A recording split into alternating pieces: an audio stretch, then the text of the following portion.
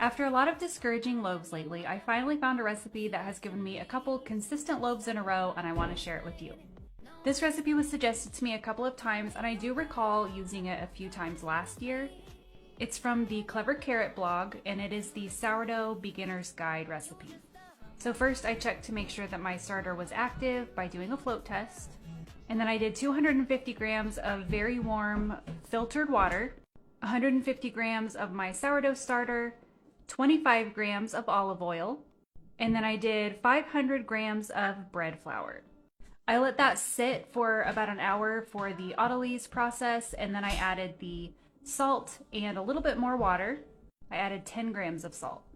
I let this dough sit covered with a very damp towel overnight, and I feel like that made a big difference.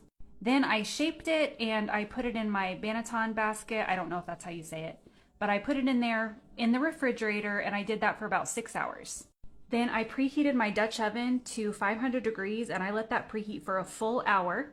I also added a couple of ice cubes to the pot before I sealed the lid. I baked it at 500 degrees with the lid on for 30 minutes. And then I took the lid off and turned the temperature down to 450, and I baked it for another 20 minutes. This first loaf probably could have used another 10 minutes or so, but I made another loaf today with the same recipe and it turned out absolutely perfect. I'm really pleased with this recipe, and I'm probably going to stick with it for a little bit because I was getting really annoyed by having these failure loaves over and over and over.